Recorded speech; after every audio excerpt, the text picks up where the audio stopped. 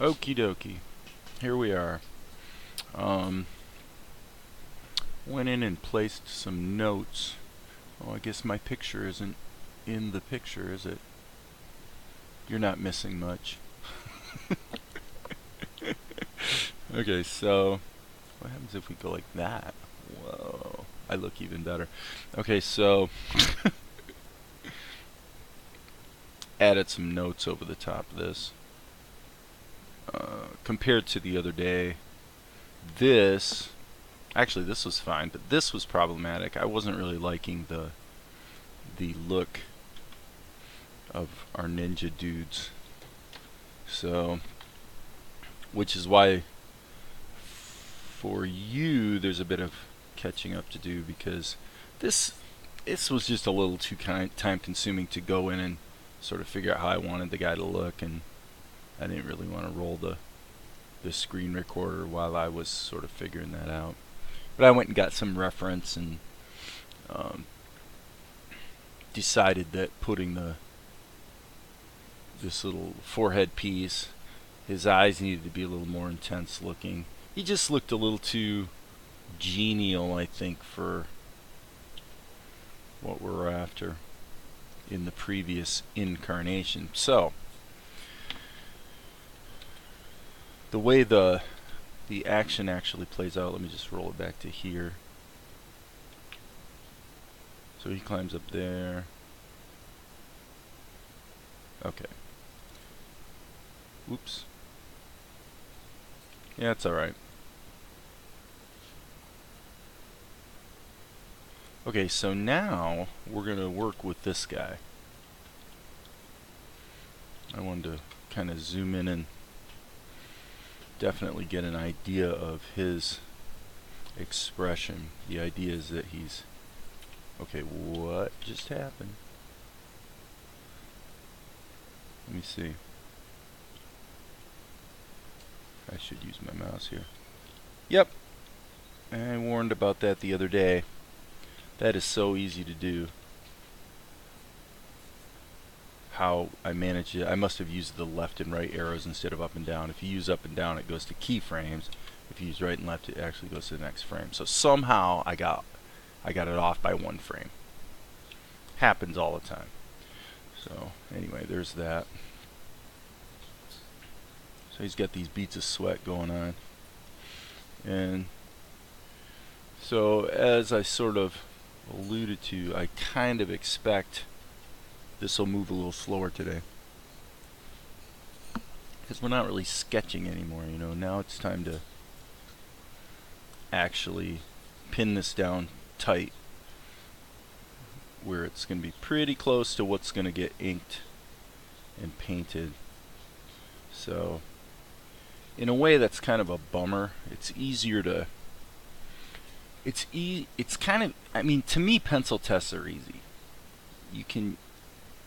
It's easy to convey a lot of energy and movement and character in a pencil test, and then when it's time to tighten those sketch lines up into ink, it can get sort of, I don't know, it loses that spontaneity, I guess you'd say. Spontaneity. Or so this guy, what I think I'll do is, it's really kind of an interesting, these subtle clues you can get. Like this guy,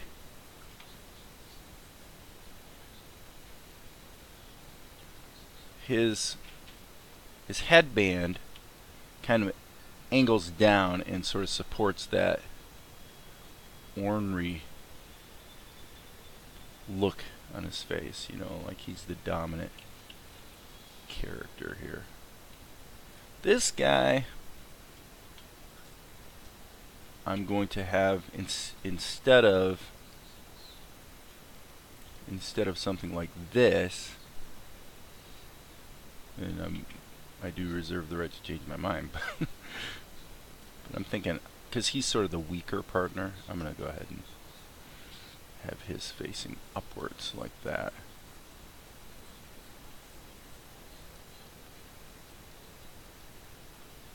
Now, hair-wise, he's completely different from the other guy. He's going to be like this.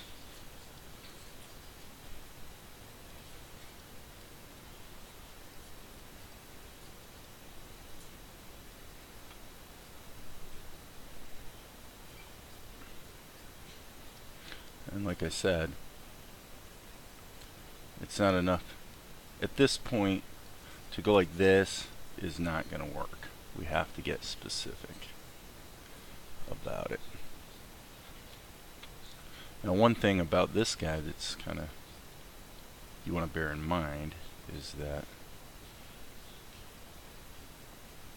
he's going to be, this is actually a much, much wider shot. And so that hair concept has to read very clearly from a distance. I don't like that. Something more like that. I like better. That's the camera angle, and I think that'd be the front view. Using the front view so I can flip it. And actually, that's kind of interesting. After flipping it, I feel like the hair on this side needs to be pushed over a little bit.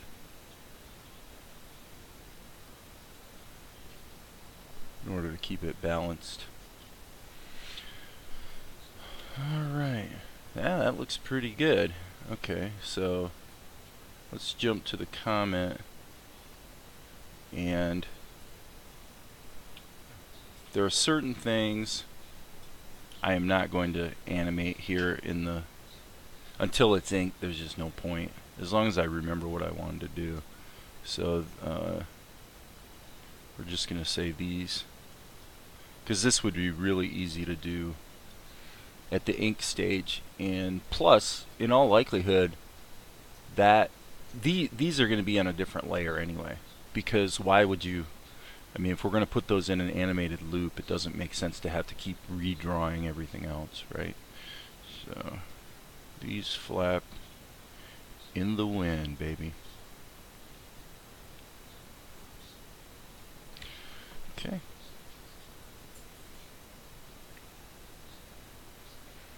And back to that color, my sketch color. Okay. Now, as I said, this is where we're tightening it up. Now, this is also the stage where a certain amount of speed is lost. You know, the sketching is easy to do fast, but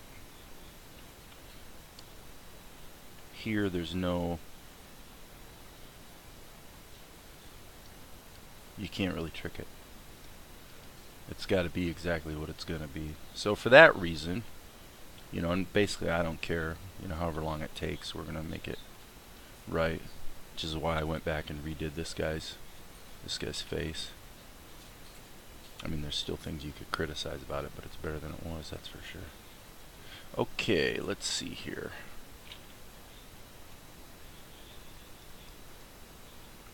So as much as possible at this stage, I'm really wanting to reduce this to clean lines. On some of the earlier frames, I didn't quite probably get it to that level, but that's definitely what I'm aiming for. So that almost you could almost take this and just change the color to black and have good solid ink. And in some cases I may do just that, as opposed to like re-inking it. But yeah, what I'm kind of fiddling with here is this is a really tight angle, so we want to make sure we convey the foreshortening correctly. Okay, so now we got the, I see what we're doing here. So what's actually going to happen is we're going to have These fingers just clawing into the stone masonry, to the gaps in the masonry. His thumb actually I think would be probably tucked under like that if this was really happening. If this was really happening, it would kind of suck, because one mistake and you're going to drop to your death, and we don't really like dropping to our death very much. At least I don't. Last time I did it, it wasn't very fun.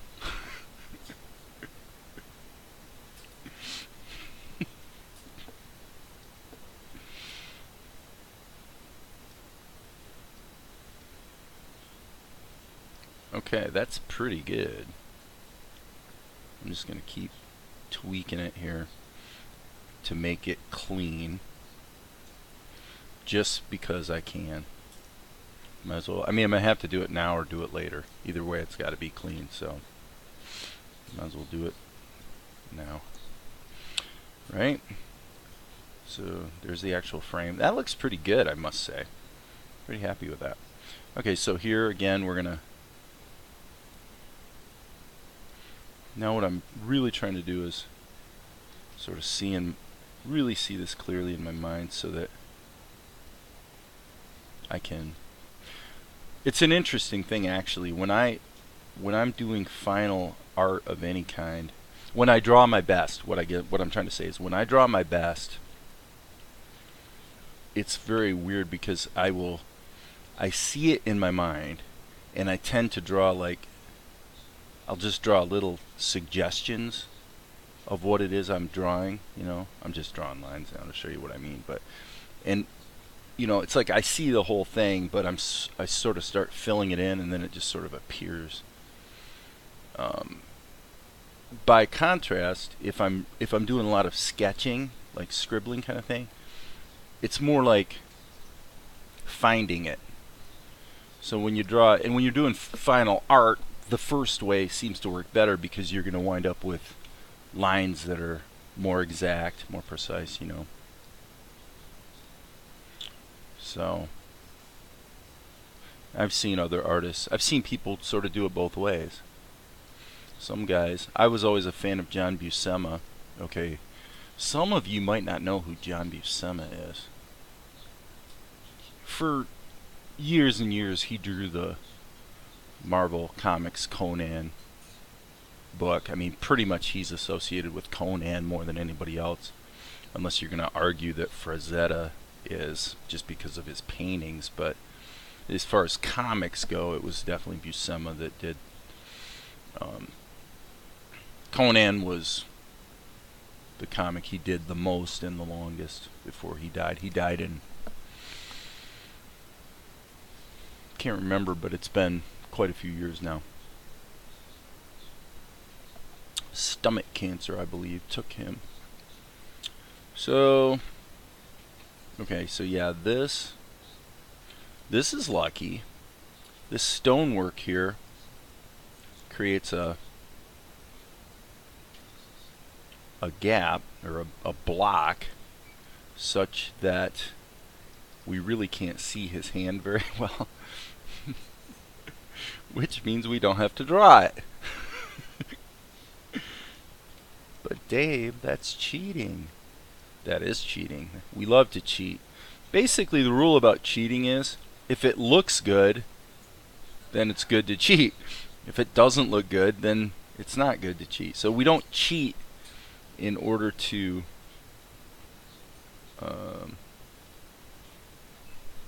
make it look worse. Because that would be stupid, wouldn't it?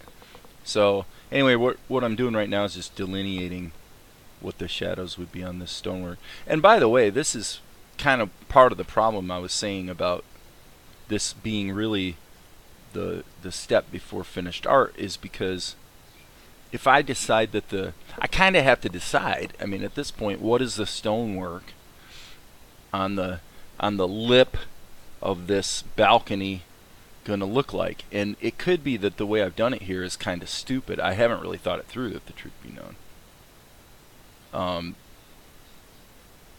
You know, if those stones were too large, it would put an realistic stress on the structure of the balcony, and you can't have that, right? Um, so these are the kind of things you sort of think about.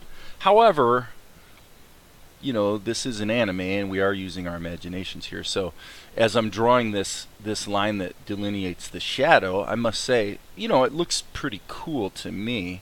I'm thinking this would be fairly dark because it's really the cracks and crevices, and this might be one notch lighter, like that. And that jibes with what we did earlier, because remember, the moonlight is pointing this way, coming in the window, right? So that works out quite well.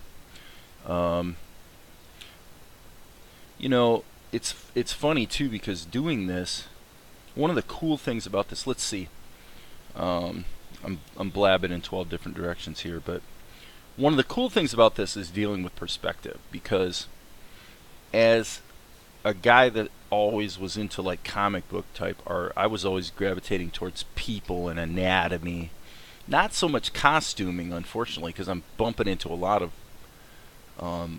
work with costumes on this thing that I'm not necessarily super comfortable with, but perspective, I've never been that meticulous about understanding and implementing perspective. In this case, it's kind of important, like really important, and I'll show you why. If we take this color right here, okay, and I'm going to actually hit Control D so that we put a point here on the ground, and so we're running this perspective line. Okay, so this is actually the perspective. We're dealing with a one-point perspective shot. Well, the problem is we have a definite cheat here. Well, do we or don't we? We sort of do. I'm going to go ahead and undo this. Just take that back out. Okay, what I'm getting at is this masonry work on the lip of the balcony is kind of wrong, actually. Because what I'm going to do, I'm going to see if I can do a fix here. And the way I'm going to try to fix it is I'm going to go ahead and hit the L key to select linked, and then I'm going to definitely turn off the proportional editing. Okay, because from a perspective standpoint, I'm gonna just, I don't know if I can do this in the window. Yeah, maybe I can. Down here in the right there. Okay. If the problem is everything's reversed in the webcam, so forget that. We won't do that idea. All right. What I'm going to do is I'm just going to rotate this, and I think I pretty much just solved the problem. Yes. Okay, so the problem I was alluding to is that the perspective lines I just drew would, you could see that the angle of the balcony was way off compared to what you would actually see if you were looking down. Now remember, you would see this masonry overlapping in front of the other proper perspective, you know, that we see, because the balcony sticks out several feet, right? So definitely, you know, like I said, getting into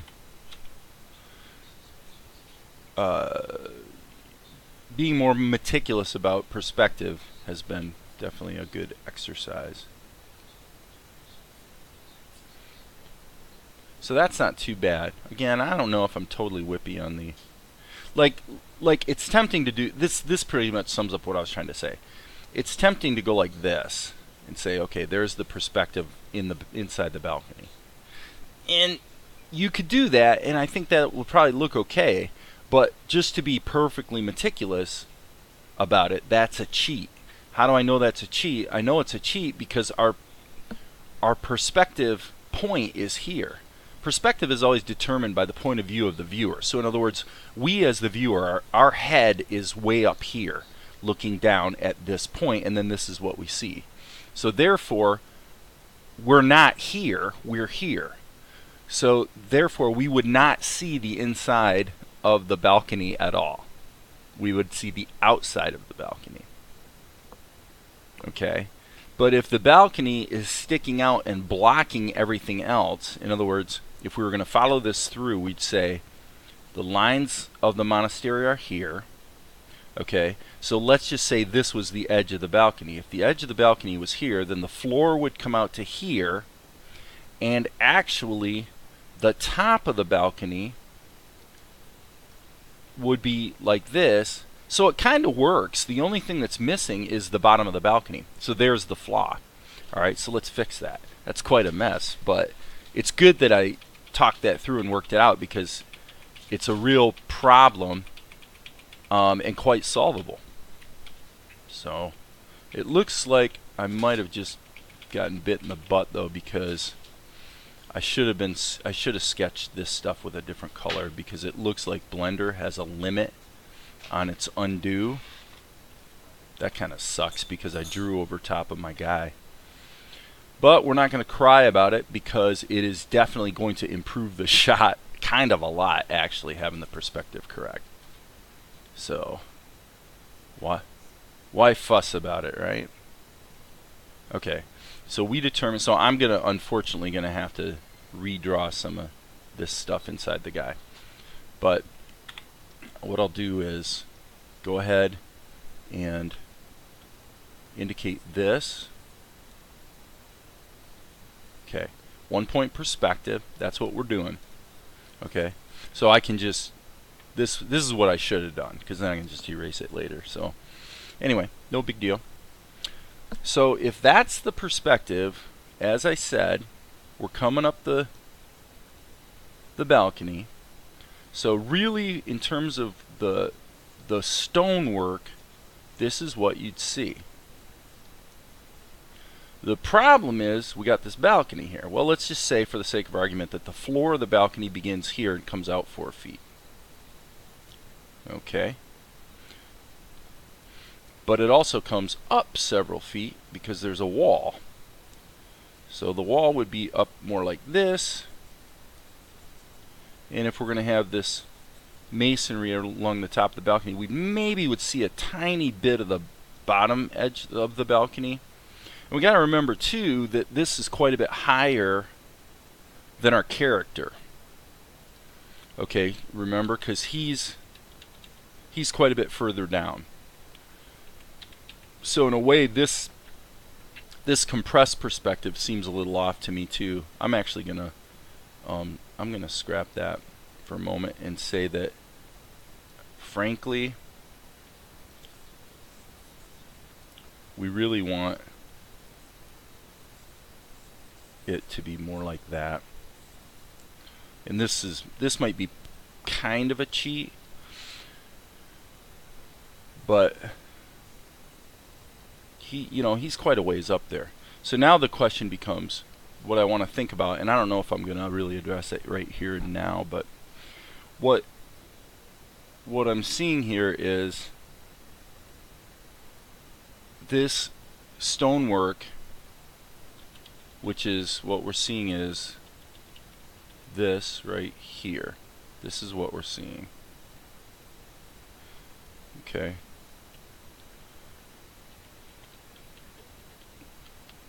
It makes me think, if it's going to be that far in the foreground, maybe we want to give some thought to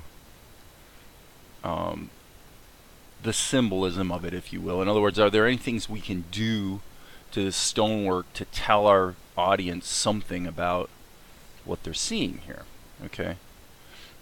Okay, and the short answer at the moment is I don't know. What I'm going to do is just indicate the stonework for the moment, and definitely put that in my thinking cap and figure that that's something I do want to think about later for sure. Okay, so actually, why don't I just switch to this view? Yeah, that solves that problem. Okay, I like that. And the problem that I had was this. It appears...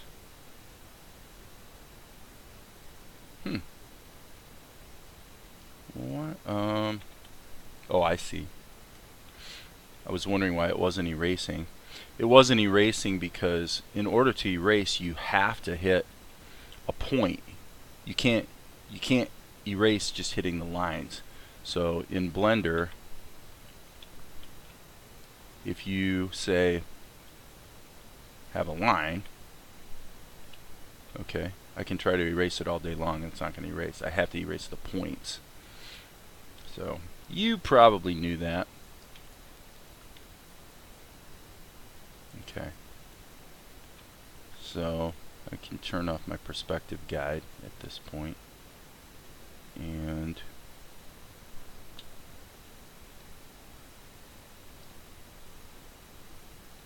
again, just trying to clean this up. One of the nice things is that the eraser is a fixed size relative to the screen. So if I zoom in effect, it makes my eraser smaller, which is good. I don't have to keep resizing the eraser. Okay. Now this part, I must say, I enjoy. I like this aspect of it when I get to zoom in and really start working with the details. In this guy's case, I think that we want some kind of band around his right here.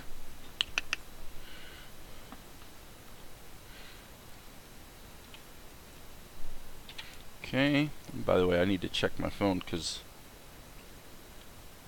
the plumber's coming today and I don't want to miss his text. Okay. So I'm gonna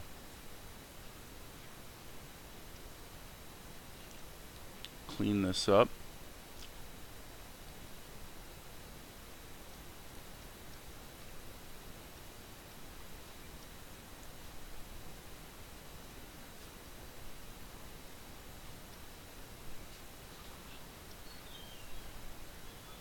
See if that looks alright. Yeah, it looks pretty good. Okay, so now that we've fixed the perspective, that means we have a lot better bead on how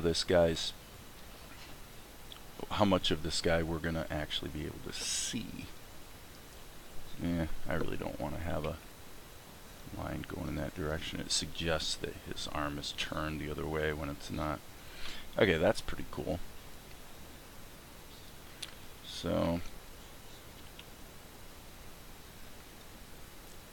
in his case, we're going to have indications that he is struggling. And back to the camera view.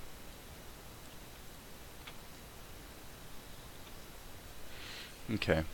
Well, another point that probably should be made about this masonry is that it's going to be a little bit in shadow probably. So while we want the basic design of it to be correct, the details aren't going to be that important because this is going to be lost in shadow anyway.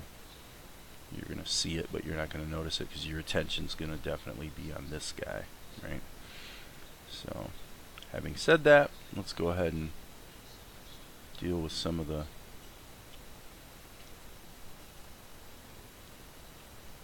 shadowy aspects of the shape. Yeah, like down here, this is all going to be pretty much, might as well be black, frankly. Which actually suggests that this is what we should do. We should reframe that So he's closer to center. And that works out nicely because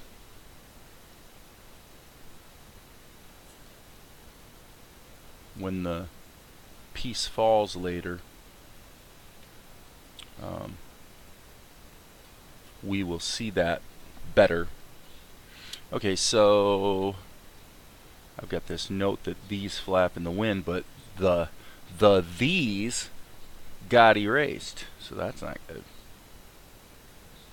So let's put the these back in.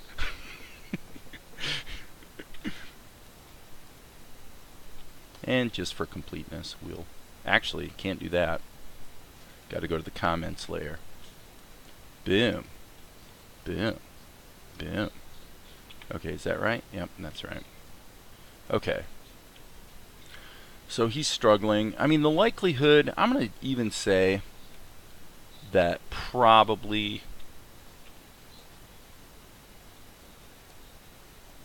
shake to. For now, I'm just going to go like this. So basically, when it's inked, I'll put some sort of vibration in there, and if it looks good, we'll go with it. If it doesn't look good, we'll scratch it. Okay. So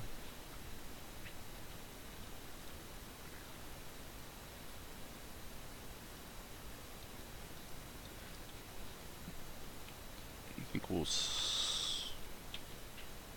okay.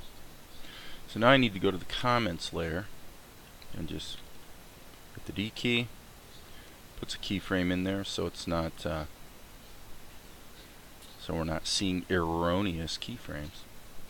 Alright, now we're back to costuming in essence. I definitely like the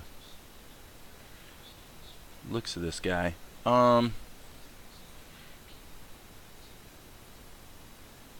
You know, it's actually tempting to just go to ink here. There's not really a reason not to. Let's see. If I'm gonna do that, should I go to the ink layer? Couldn't hurt. Let's do that. Okay, so actually before we do that, let's tighten up the drawing. Okay, so now I'm going to probably move fairly rapidly because it's going to be sketchy, sketch incorrect, so that we can get to what the finished art's going to look like as efficiently as possible. And actually, it's not a matter of hurrying, it's actually a matter of when you move quickly, you sort of it's easier to make creative decisions when you move quickly. When you move too slow, you sort of get numb to what you're seeing, for lack of a better explanation. So, okay, so that's the shape here. We really don't have a. Oh yeah, I was going to say a firm grip on his costuming, but actually we do know that we need that. He's got his tails flapping in the wind. For him, those are just the handles. What's the word? The ties. As opposed to the other guy. In his case, it would be a ponytail. And this guy's going to have. There's his hair. So I'm going to try to get out of my sketching mode. This is kind of what I was talking about earlier. I don't do my best work when I'm sketching. Sometimes, but usually it's better to do it where a line here and a line there and it sort of emerges. Why? I think it's because you could think of it as I'm actually doing the sketching in my mind. And if I sketch on the page, I sort of get, you're sort of mentally committed to that. Once those lines are there, you sort of get married to them real quick, and you want to keep them. Unless you're really enjoy, a lot of sketching, you're scribbling around, and then you just erase back out, and you can do it that way. That's a fine way to work, no problem. But I seem to get better results and enjoy the process better, so it's a double win, when I don't really commit lines to the drawing until I'm pretty sure where I want them. I feel it, I sort of feel where the line wants to be, which is probably why when I talk about such things, I tend to talk about it in terms of what it wants. The drawing wants to be this way or that way. Let's see here. So he's got both hands. Okay, yeah. So like this is a good example of what I was talking about. I really see this. His wrist is sort of cranked around, So I want to zoom in and really get that right, because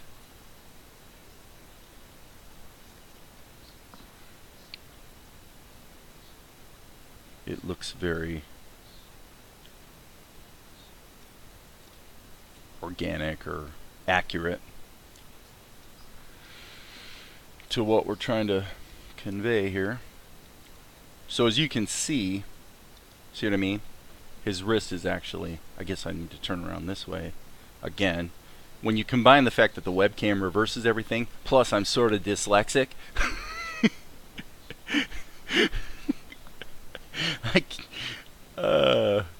very difficult. All right, so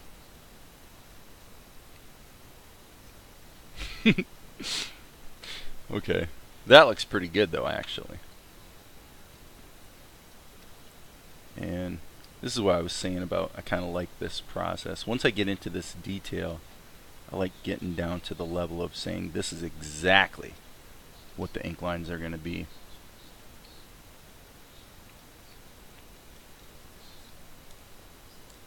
Because you're going from the I find that the energy of a pencil test, it's cool to look at. I like it, but it's kind of deceptive. With very few exceptions, animation generally loses a little something once you start inking it and coloring it and tightening up the edges. Like all this sketchy crap, none of that's going to be in the actual cartoon, So why is it there? You want to get rid of it as soon as possible, so you're dealing with what you're really going to be looking at, which is going to be something more like this, Nice tight lines. Okay, so let's get rid of all this sketchy garbage. We don't want sketchy garbage. We want clean lines.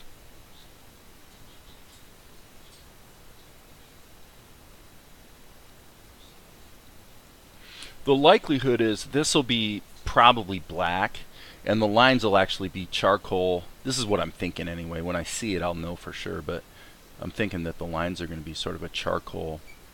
In other words, the ink lines on our ninjas will actually be lighter than the color that they're filled with. But of course, we reserve the right to change our minds. Okay. So this is really not quite happening.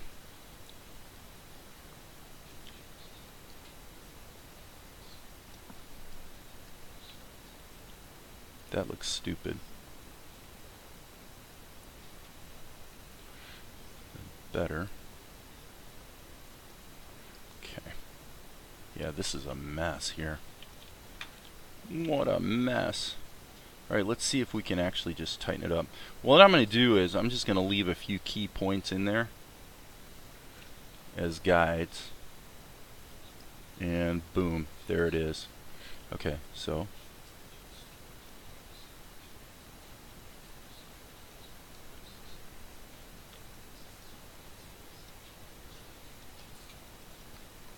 okay, that might be a little too concave. Yeah, I mean that's fine. You could maybe round the knee off a little more, but basically looks pretty good. So let us continue in that direction.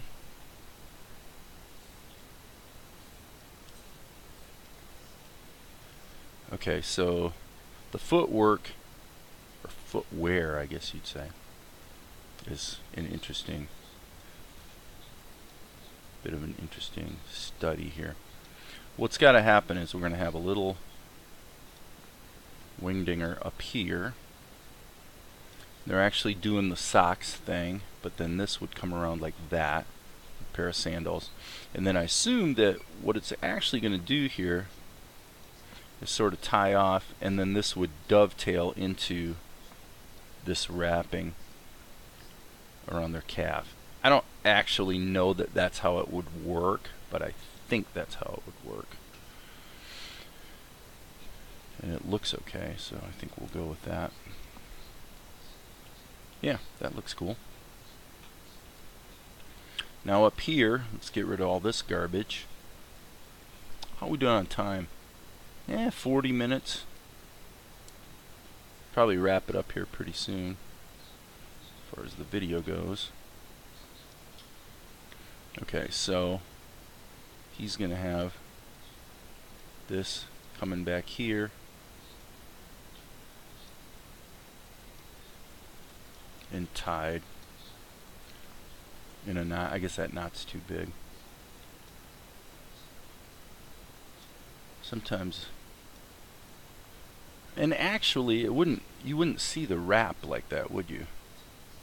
It would actually just come here into the knot. So if you were going to see anything, you'd see hair sticking over it, actually. Okay, that's cool. And since we're in the camera view, we can't flip it. Okay, so definitely do not like that. Checking my phone. Yep, nothing from the plumber yet.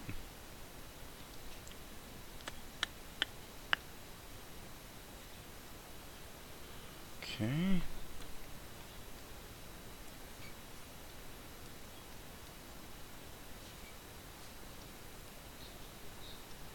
Guess I don't have to clean all that up. As long as it's clear where the ink lines are going to be, we're okay. But I definitely want to get rid of this sketchy character.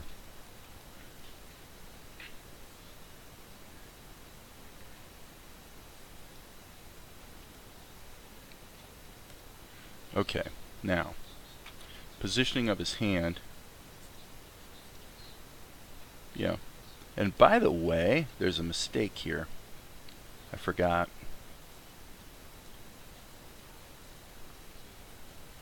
These guys have this.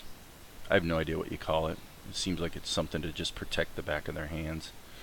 Theoretically, maybe there'd be some sort of symbol on there. I'm not sure. So they're not really...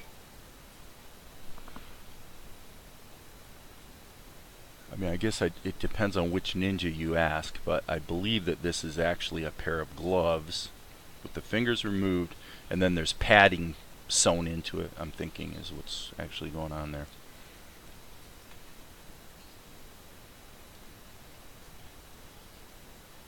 So this guy, I'm going to suggest that he's struggling a bit more, and hence he's actually only got a grip with 2 fingers here, so it's a more perilous situation for him.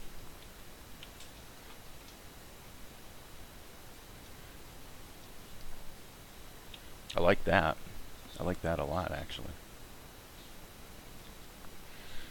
Because it looks like he's stretching. You know, that he's really being stretched a bit more than he probably wants to be. Okay, this is not acceptable. See that? I don't know. There's a word for that, but it's basically a ridiculous coincidence where 2 lines happen to line up perfectly. In the real world, that like never happens. So now the truth is, in the real world, it probably does happen. But in animation, when it happens, it looks like the artist was being careless, as opposed to it's just a coincidence, which, like I said, that actually can happen. Okay, that's not too bad. So now the bummer is, look at that. Here's what we're going to do. This is where, if you're a Blender person, you're going to probably appreciate this. I'm going to go Control C. And here's what I'm going to do. I'm going to grab all of this, and I'm going to click the shadows, or actually, I'm going to go ahead and do the red.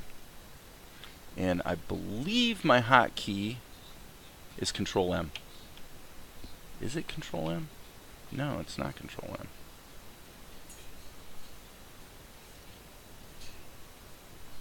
M. Because I was messing around in Open Tunes and all the rest for so long, I forgot what my hotkeys were. What I want to do is move it. M. Nope, I don't want to move it. I thought it was Control M. Sorry, folks. So, grease pencil. Move to color. Yeah, Control M. So if I grab all these and hit Control M, it should make it red. And it doesn't seem to want to. Why would that be? I mean, that's hidden. I'm looking at it and saying, well, is it locked? So what I'm going to do is grab some of them. Okay, Control M. There it is. Okay, maybe my mouse wasn't over it. That's one of the things about Blender. Your mouse has to be over the actual screen, or stuff doesn't work. If my mouse was over the dope sheet, for example, it wouldn't work. So anyway, that's cool. Okay, so now what we can do, let's grab all these, Control C. They may still be on the clipboard, but I'm not sure that they are, so let's just, why take chances? So let's go ahead and go to here, Control V. Okay, now what I'm going to do is I'm going to lock this so I can't accidentally move that stuff around. And also, I guess it has to be unlocked in order to change the opacity of it. So go back to our sketch layer here, or sketch color I should say. Erase these guys. Okay, and those are definitely going to be flapping in the wind. So honestly, I don't even think I'm going to draw them because they're going to have to be a separate animation layer anyway.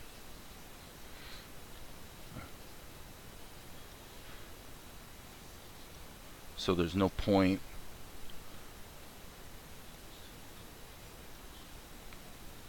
sort of calculating what that's going to look like, flapping in the wind and all the rest, only to have to completely redo it later. There's some things where it's better to just figure out the details of the animation at the ink stage, especially in Blender, because the ink lines, if I'm going to ink in Blender, then my ink lines are all deformable. They're sort of like vectors, right? So because of that, I can just grab those ink lines and go to another keyframe and just move them around and save myself a lot of time because I don't have to keep redrawing everything. That's probably one of the biggest selling points of the grease pencil, for sure.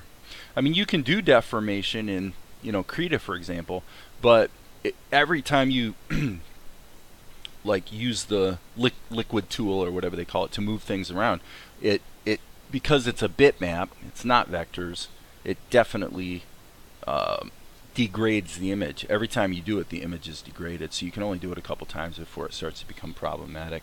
And I'm actually going to use the E key to smooth this a bit. Okay, excuse me. Okay, so now the other thing I was thinking about this actually looks great, but the complaint I have here is that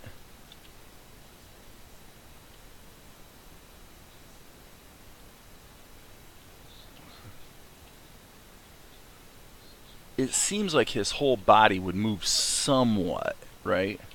And I think I'm going to go ahead and do this, and then call it a day for today. So I'm going to go ahead and grab all this. And what I want to do is just move it a little bit. And I'm going to use my mouse because, okay, now I turned off the proportional editing. So I'm going to go ahead and turn this back on. Projected 2D. And I'm going to hit the G key, but I'm going to hit Shift so it can only move it a little bit. Okay. Okay, so you can see what I'm trying to do here. You know, you can only go so far with it, but if he was lifting his foot up, would the rest of his body go up or down? It seems like it would go down in contrary motion. So I'm going to say that. Let's see how that looks. Yep. Isn't that awesome? Nice. That was easy. Okay, so now we're going to do the same thing again. We're going to take this, unlock this. We're going to hit Control M, move all that to the red layer, then lock it back up again, so that we can then take this, Control C,